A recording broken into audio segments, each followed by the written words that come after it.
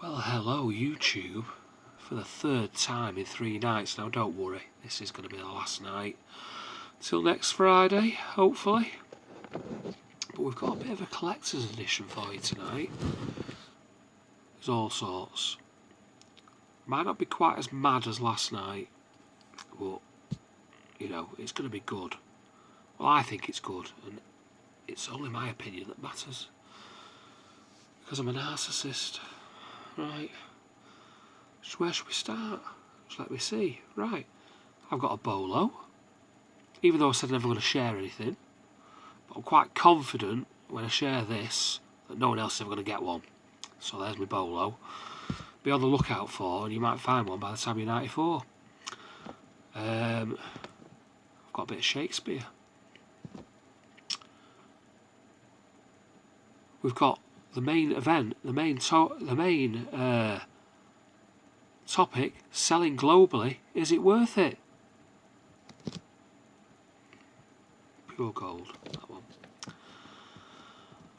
We've got poems. We've got lots of poems. We've got another Name That Tune now. It's not as naughty as last night, but I do have this habit of slightly changing lyrics for some reason. We've got the Churchill one-liner. A really good one. Very famous one, but really, really good. We've got a John Cooper Clarke classic. His pinnacle of work. It's not a funny poem, but it's a classic. 2 minutes in, I'll still tell you what we've got. Main event. I've already told you about the main event, haven't I? And then we've got what happened on this day in different years. June the 24th, 8 minutes past midnight. And then we've got a couple of Great War poems, because I'm going to start exploring Great War poems. This year, 1919, is still quite an important year in Great War history.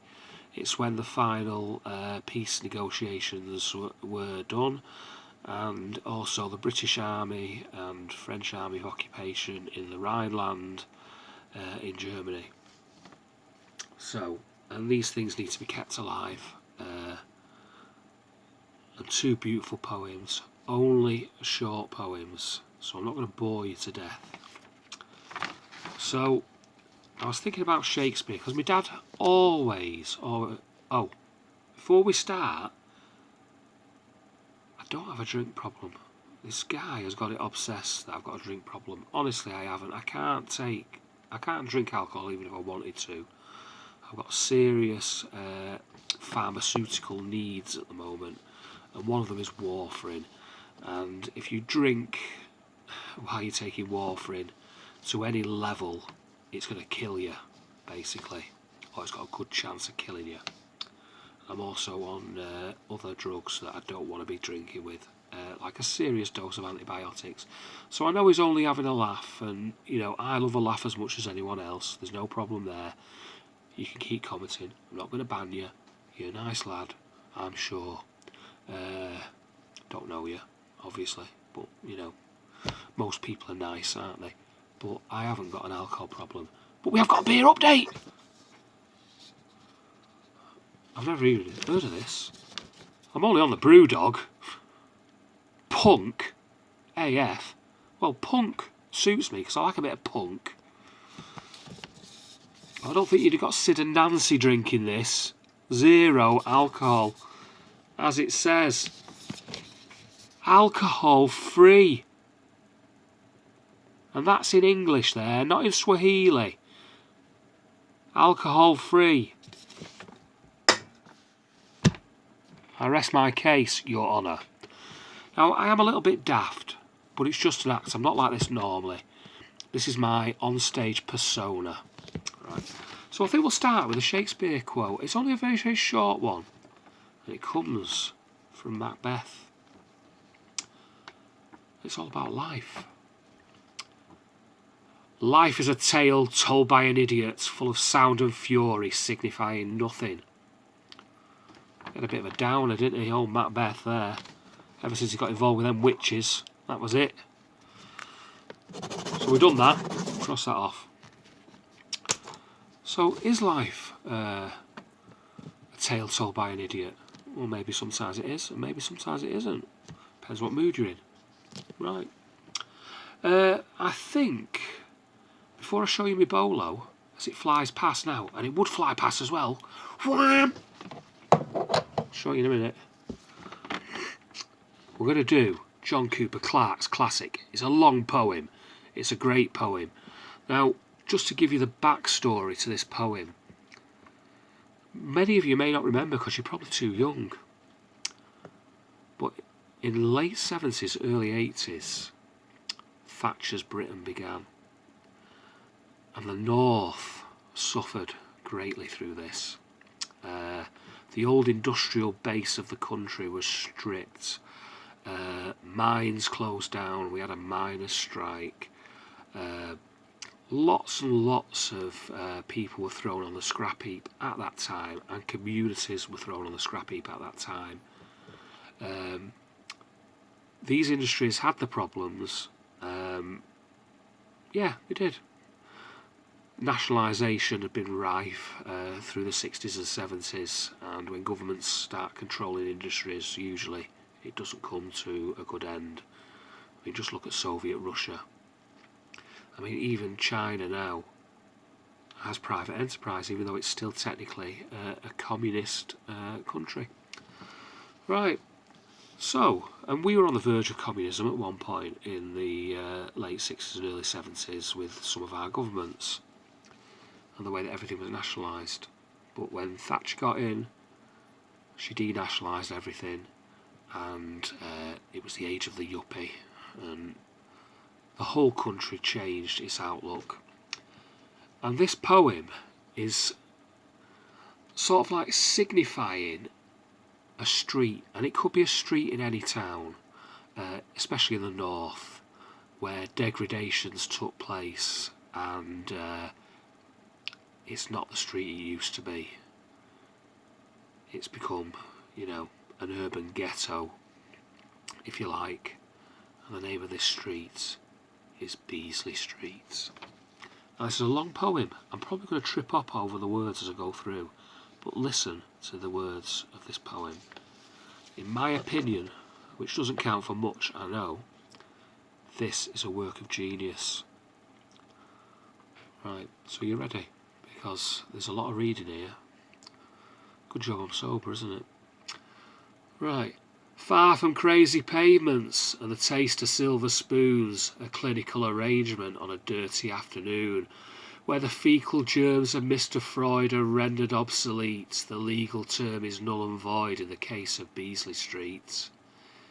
In the cheap seats where murder breeds, somebody is out of breath, sleep is a luxury they don't need, a sneak preview of death.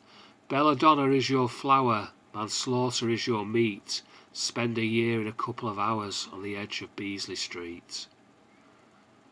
Where the action isn't, that's where it is. State your position.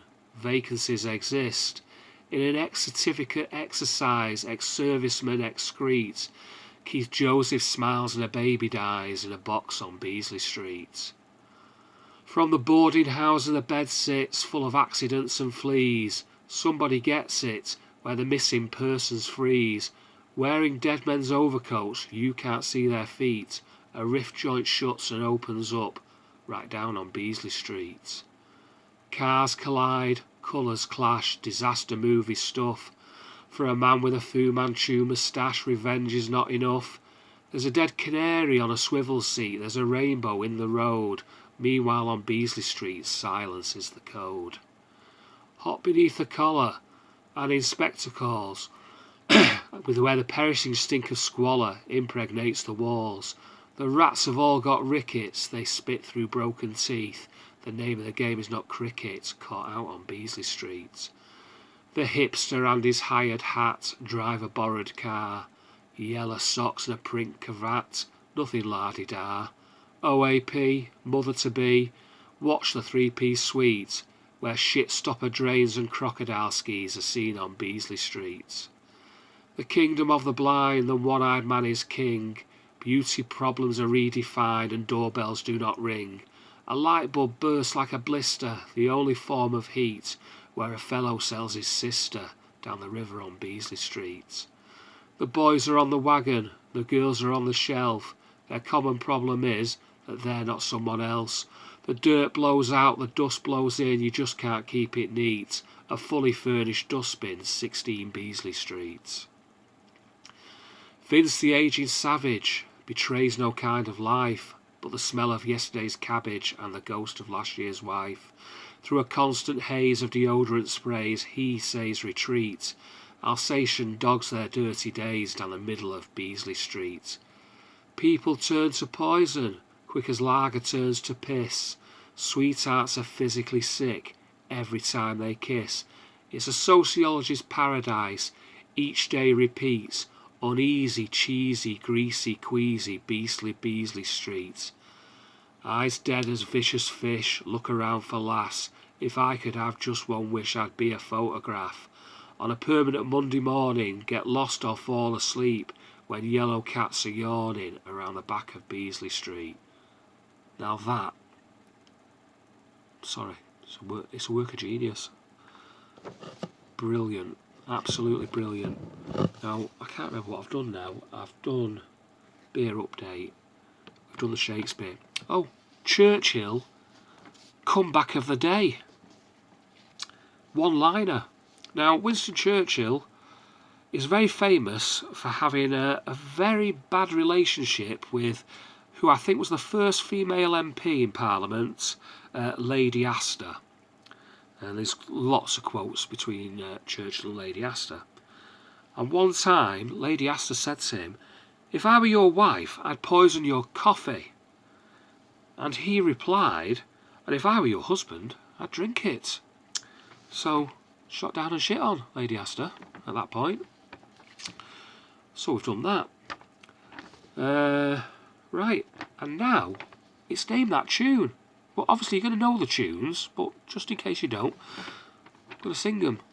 Because copyright rules say I can't play anything that's under copyright. But I can sing it. I can sing it, but I can't sing it to a karaoke track. I've got to just sing it. And my voice is terrible, so, just bear with me. We got two. Name that tune. Daylight dawns, you wake up and you're Mr. Clean. A piece of toast from the one you love most, Angeline. I've put Angeline in a bit there. It should be Angelieve, but I prefer Angeline. I've always liked that. So that's the first one. That's number one. Number two. And if you've got 5 seconds to spare, I'll tell you the story of my life. 20 stone, asthmatic and pale, that's the story of my life. So 20 stone, asthmatic and pale. The pale bit is in it, but 20 stone asthmatic, I made that up because I haven't got asthma and I weigh about 20 stone. So I shouldn't do. I'm dieting. I'm gonna try and get down so I'm just obese. I just don't want to be morbidly obese anymore. I'm going to try and get down to just being like a fat bastard, if I can. I lost a bit. They were very proud of me, the doctors, last week. So we've done the Churchill. And we have done everything on that side of my page, apart from the main event. Bolo. Oh, and I've got something else. I've got another piece of fantastic family history that you will never guess about a member of my family. And it's brilliant. No, yeah, cooperative wholesale manager was a good one, but this probably tops it. But first of all, here's your Bolo. Look at that little beauty there. Now this, I'll just tilt it down like that. I can't get it running. It's been overwound. But this is a chronometer, a clock out of an aircraft, and not just any old aircraft. This clock has come out of a Messerschmitt Bf 109 German fighter plane of World War II. It was shot down over Russia, and there was a RAF major who, was he a major? Won't be a major, will he? But it'd be the equivalent of a major. I've got the paperwork on it somewhere. And he brought this back as a souvenir. and it's a lovely jewel of a clock, luminescent dial. It would have had an outer chronometer ring on the dashboard, but obviously as it's been taken out of a crashed aircraft, they've not kept that. And that's the back of it. Now this unscrews at the back, just clicks out like that. There you can see the movement. And I do manage to get it going, but only if I turn it that way and just leave it stood. As soon as I pick it up, it stops, so it needs a bit of attention. But as you can see there, it's all serial numbered up. Now this is a Bolo. It's a piece of history. And I ain't selling that cheap. I don't care if it takes 10 years, it's staying here. Messerschmitt chronometer. Yeah, you pull it out there, everything's moving, but that is the winder as well, and it is solid. So obviously it's been overwound at some point. Maybe this guy gave it to one of his kids and they were playing around with it, and they, they've overwound it. And also at the bottom there, sorry about my dirty fingers, I've been cleaning silver. Yeah, that's the little stopwatch button there, which would have run the second finger around it. So that's been to war, and it's been in a fighter pilot's cockpit. So I mean, that makes it pretty damn special to me, and with it being German, out of a Messerschmitt 109, which along with the Spitfire were the two main fighter planes of the early part of World War II. So there's your Bolo. You ever see one of them at the car boot? Somebody wants £2 for it. You're either the luckiest man alive, or it's a fake. Right. Family history. I forgot about this. You're going to love this. Well, you're probably not, but I love this. Do you see this man here? This man. Boxing Jackie Brown. So not the film Jackie Brown, but the boxer Jackie Brown. The boxer Jackie Brown was my dad's uncle. He was married to my dad's father's sister. So he's an uncle into the family by marriage, but he's still an uncle, so he's my great uncle. Sadly passed away. Now, he was in the 1930s, see this is dated 1935, he was world champion, flyweight I think. Just let me type it in to get it up on internet. I mean, I should have prepared this because I prepared everything else. I mean, we don't just throw this together, you know. Jackie Brown, boxer. And then after this, we're going to do a little bit of a talk about shipping abroad. There's two Jackie Browns. Manchester, that's the one we want. English boxer, here we are. Jackie Brown, English boxer. Born 29th of September 1909, died 15th of March 1971. So he was only 62 when he died. No, was he? 62? Yeah, 62. He was actually John Brown, but he was better known as Jackie Brown. He was a flyweight boxer who was British and European flyweight champion, and was always also recognised by the National Boxing Association as the world flyweight champion. Jackie Brown from Collyhurst, England, had his first professional fight in 1925 at the age of 16 and winning 6 rounds. And then he got the flyweight title in 1929, European title in 1931, and in October 1931, Brown married Mary Chapman. Well, there you go, Mary Chapman, my dad's father's sister. So he married into the Chapman clan. In September 32, he defended both his titles against Jim Mahag, winning on a disqualification in the 8th round for a low blow. He won the world title in 1932 when he fought Victor Young Perez of Tunisia, the world flyweight champion, beating him in 13 rounds when Perez's corner threw in the towel. Brown was recognised as world flyweight champion by the National Boxing Association of America in In June and September 1933, he defended his world and European titles against Valentin Engelmann of France, winning both defences on points. In October 1933, he ran over and killed a woman in his car. Now, I knew about that. I didn't know it was in 1933. Well, my dad was born in December 33, so that would be before my dad was born. In December 1933, here we go, just when my dad was born, he defended his world and European titles against Engelmann for the third time after his previous 2 wins, drawing on points. In June 1934, he defended his world titles again. And then, it says here, Brown was sentenced for 4 months imprisonment with hard labour in August 1934 after being convicted of assault by occasional bodily harm for biting the piece out of the ear of Louis Tarchman in a Manchester street after Tarchman had called him a cheese champion. Jesus, I knew he bit someone's ear off. Mum told me about that, but I thought she was just one of my mum's stories, but obviously she was right. So in 1934, he got imprisoned with hard labour for biting somebody's ear off who called him a cheese champion.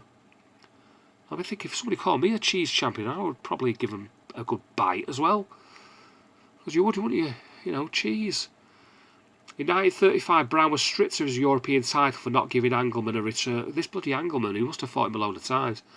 And then in July 1935, he won 2 fights the same night. 2 fights on the same night?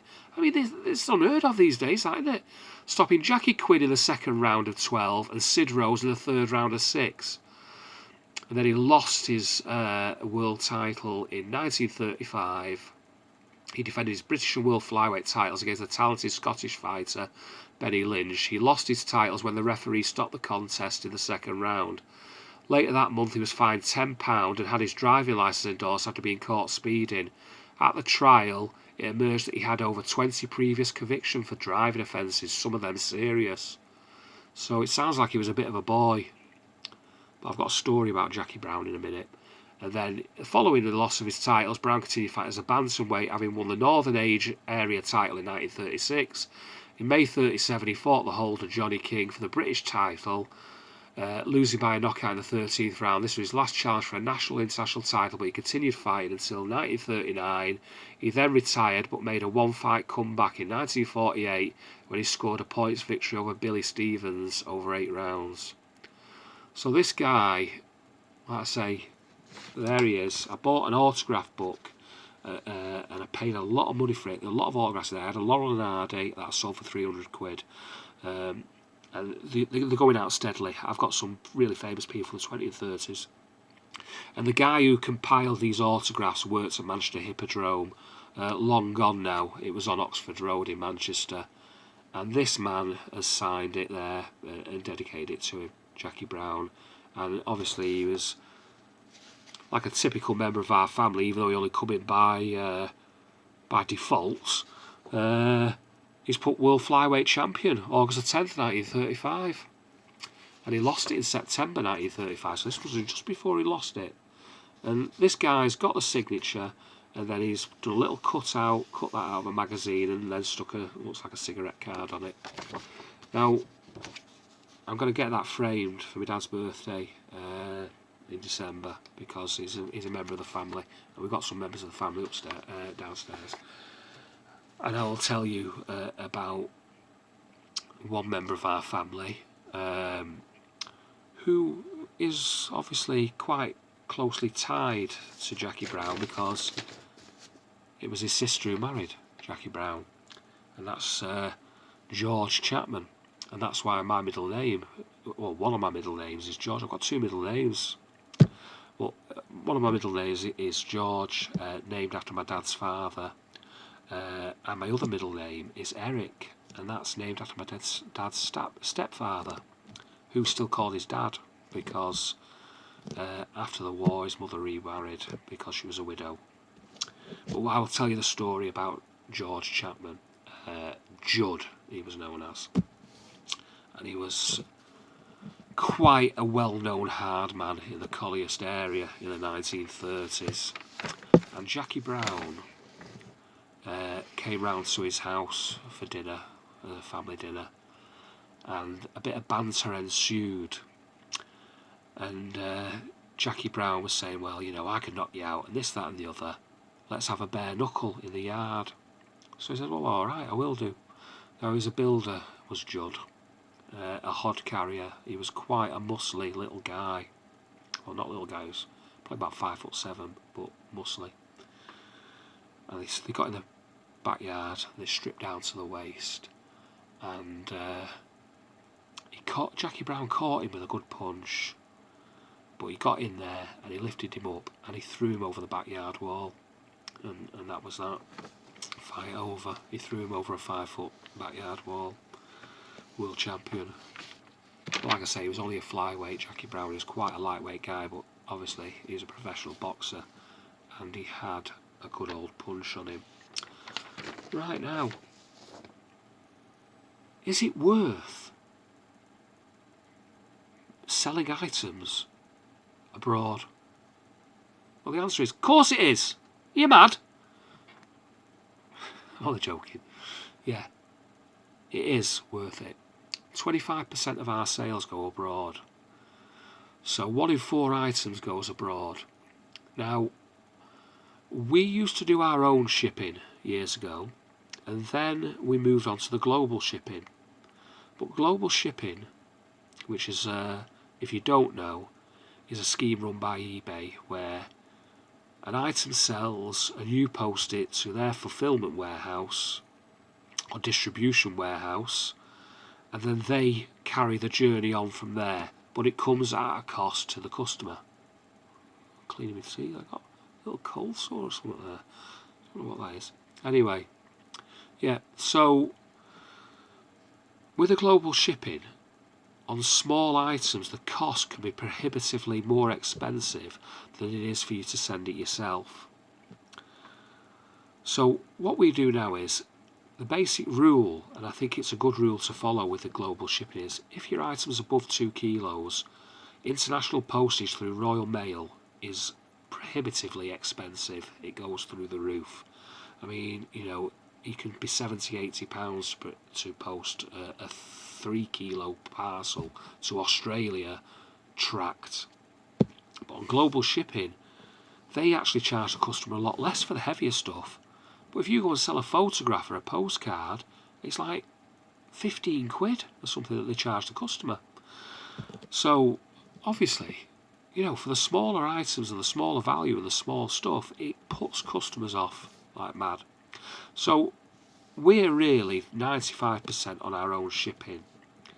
Now, there's no need to be worried about shipping abroad, and like I say, it's 25% of our business. So if you're not doing it now, and you suddenly start shipping abroad and you organise it, it's very, very easy to do. You can do it through the post office, you know. There's 2 different types of postage, which I'm going to tell you, well, there's 3 different types of postage I'm going to tell you about. But if you suddenly did that now, and you only do UK, you will see a 20, well, maybe a 15 to 30% increase in your turnover, depending on what you sell. I mean, I sell collector's items, as you just seen with the clock. But, I mean, people aren't going to want to buy, I don't know, a game of Kaplunk, are they? You know, it's just, but rarer items and more desirable items that they can't get over there, they'll buy. Now, you can set up exclusions if you don't want to post to certain countries. There's an exclusions list selector on eBay. We don't have that. We post worldwide. And we send everything, apart from postcards and cheap photographs, tracked. International tracked. Excuse me, I'm just going to have to take a drink because my mouth, I'm talking that much, my mouth's dry as a bone. Yeah, that is not bad actually, that Brewdog. It's got a nice taste to it, but I'm back on the water tomorrow. I've had about 4 cans this weekend, or maybe 5 cans of beer, alcohol free of course. Yeah, because I'm not even interested in alcohol anymore. It doesn't do anything for me. I don't get pissed. I'd just be the same as I am now talking if I'd had a drink. Yeah, so there's international tracked and there's international tracked and signed. Now, some countries don't do international tracts. They only do international tracts and signed, and the post office will tell you this. Other countries do both, but the international tracts and signed doesn't get tracked all the way, where international tract does. And also, you've got the problem that we've had with tracts and signed in certain countries. France was one in particular. It's a bit like recorded delivery. They've got to get a signature. So if the customer isn't in, and it's a smaller item in, say, a large letter envelope, they're going to knock on the door. There's nobody in. Now, they're supposed to put a card through the door, but like it happens a lot in the British system, they don't always remember to do that, or the card isn't pushed fully through the letterbox and it flirts out, and for some reason or another, the card disappears. So, if you send international tracts, of course, they're just going to push it through the letterbox, and it's tracked as delivered to that point. So it just cuts that little bit out. Some countries, you've got to send it tracked and signed. You've got no choice. I think some of the Scandinavian countries are like that. Where else was it? I did one this week. Was it India? I think it was India. Yeah, it's got to be tracked and signed. But tracked and signed is funny because in some countries, it's only tracked as far as we send it from our country. So it'll be tracked all the way to the airport, and then you don't hear off it. You can't get any tracking. But on other countries, you can. It's a bit of a lopsided, higgledy-piggledy sort of system. But I would say anything over £20 going abroad, tracked and signed. Anything going to a country without a decent postal system that's prone to corruption, and you know, I'm not being funny here now, but places like Italy has got a particularly bad reputation for this. Russia, and quite a few other South American and African countries. I would only post something under sort of like £8 or £10 as standard airmail. The rest would go tracked. But the £20 rule for Europe, Southeast Asia, you're okay with Singapore and Thailand. I've never had any problems with them, touch wood. Australia and New Zealand are fine. America is great. You know, you can post standard airmail over to there.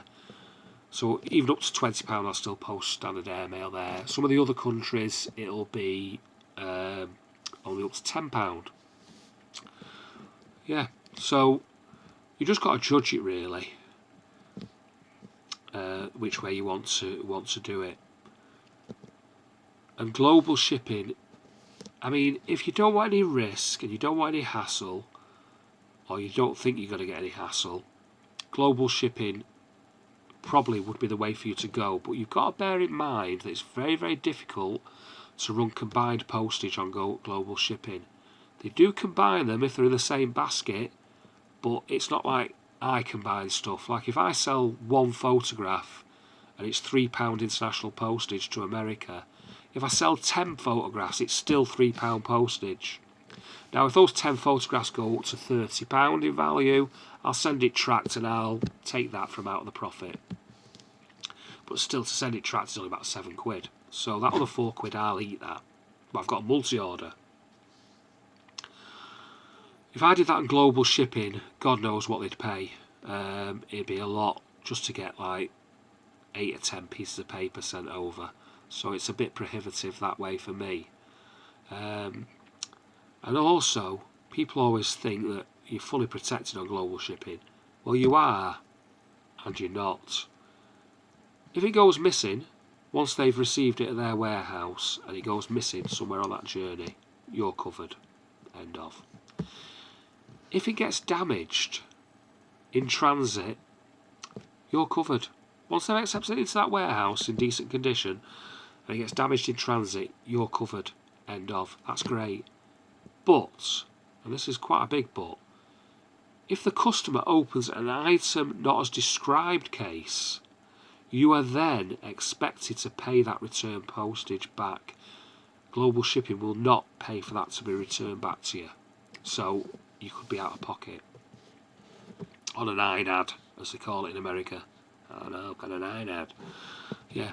So that is things to bear in mind with the global shipping program.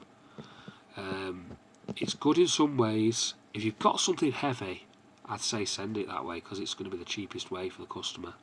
Anything over 2 kilos, big heavy book or something like that, global shipping every time. And also you've got to bear in mind there's a lot of things on global shipping that you're not really supposed to list. But eBay have never changed their system where if you select global shipping, you try and list it, it just lets you list it, even if it's something that you shouldn't be sending. I've had this twice with miners' lamps, even though they were just decorative. They were real miners' lamps, but they weren't, they didn't have any fuel in them or anything. They both got held up at the global shipping warehouse. I got refunded, the customer got refunded, and then that just goes into the global shipping warehouse's pile of doom, which I presume that they auction off. But eBay really, when I listed that and I selected global shipping on my listing page, it should have come up at the end really, I think, saying you cannot list this item on global shipping, it's a prohibited item through our shipping. Because they do it with everything else. You list a bloody biscuit barrel and you get a firearms notice. You put gunmetal grey paint, suddenly you're getting a notice because it's gun. If you put twin blade propeller, you get a knife notice that you try to sell a knife. So if they can do it for that, I can't see why they can't do it for the global shipping. It is a little bit ridiculous. But once you get used to posting abroad, it will not be a problem to do your own postage. And if you just put a little bit extra on the postage, if it costs you £2.50 to post, charge £3.50. And then if you send 10 away and one of them doesn't get there, you're covered, aren't you, if it's on a low value item, because all that extra postage other people are paid will cover the cost of that item. And you always got to remember, when you're refunding an item, yeah, that money goes out your PayPal, doesn't it? But all you've really lost is the cost of the item, a little bit of time, and the cost of the postage. So if you buy an item for £10 and you sell it for £100 and you've got to give a £100 refund, you've lost a tenner plus the fiver or the tenner it costs to post. So you've actually lost 20 quid. You've not lost, and also you get your fees refunded. So on a £100 item you'd get 12 quid back, wouldn't you, off eBay on your fees. So you need to look at the bigger picture on this sort of stuff. But I would recommend to anyone to ship internationally. Yeah. So we've got this day, 24th of June. What happened? Just let me have a look. I did have it set up here. Oh yeah. Now I never knew this. We're actually at war with America on this day in 1812. The Battle of the Beaver Dams. So obviously it must have been in Canada, this. The Battle of the Beaver Dams took place on the 24th of June 1813 and during the War of 1812. So it's the War of 1812, but it was in 1813. An American column marched from Fort George and attempted to surprise the British outpost at Beaver Dam, billeting them overnight in the village of Queenston, Ontario. Laura Secord, a resident of Queenston, had earlier learned of the Americans' plans and had struck out on a long and difficult trek to warn the British. At Decor's Stone House near the present-day Brock University, when the Americans resumed their march, they were ambushed by native warriors and eventually surrendered to a small British detachment led by Lieutenant James Fitzgibbon. About 500 Americans, including their wounded commander, were taken prisoner. So yeah, on this day in 1813, we were at war with America. So, a little nugget for you there. Right, now, we did have, didn't we, the name of that tune. Well, obviously I'm not doing a live video, so I can't really interact with you. But we've got two, haven't we? And the first one was, daylight dawns, you wake up and you're Mr. Clean. A piece of toast from the one you love most, and you leave. But I always put Angeline, because, piece of toast of the one you love most, his wife, Angeline. You get the bus in the morning rush, On the train in the pouring rain, Mr. Clean. The Jam, of course. Paul Weller, Bruce Foxton, and the other one, who I can't remember because I've got a brain injury. Yeah, so classic. 'Cause I hate you and your wife, and if I get a chance I'll fuck up your life, Mr. Clean. Yeah, so that was it. That was Mr. Clean by the Jam. I love the Jam. Big fan of the Jam. Do you know I nearly said it then? I nearly went. Back in the day, in my younger years, I was a big fan of the Jam. A three-piece, a trio of new wave mod music at the time. I had a pair of Jam shoes. People of a certain age will remember Jam shoes. Basically bowling shoes, but mine were Union Jack Jam shoes. Brilliant. Love them. And then after that I got me Doc Martens, because like I got into ska and all that. You know, a skinhead. And then I became a new romantic. I was a butterfly of bands, I was. And then in later years I got into hard and heavy rock. So I'm into all sorts. I mean, I love classical music. I mean, if you're into heavy rock, get into classical. You can't get any heavier than some of the classicals. You know, just do it. Beethoven, the bloke was deaf. You want to hear some of his music? You're rocking all night. Beethoven's Fifth. Da da da da. Right. And the other song. Sorry, I digressed there, didn't I? After this brief interlude, was the Smiths, Half a Person. I spent 6 long years on your trail, 6 long years of my life, chasing your tail. And if you've got 5 seconds to spare, I'll tell you the story of my life. 20 stone, asthmatic and pale, that's the story of my life. I wasn't always 20 stone, you know. I'll get a picture out of me one day showing you how slim I used to be when I was in my 20s. When I was a babe magnet. But you see, after years of being plagued and troubled by women, I've had to deliberately put on weight just to make myself unattractive to the opposite sex, because I just couldn't handle them either anymore. And my last girlfriend, it was a particularly traumatic experience. And in that final row, you know, the final row, the bin bag row, she said something particularly hurtful to me. She said, the reason I'm ditching you and I'm fed up with you is because you've got a small organ. And I went, well, it's never played in a cathedral before. It's only a joke, that never happened. Right, so we've done Beasley Street. Now it's time to get serious now. Shit's just got real.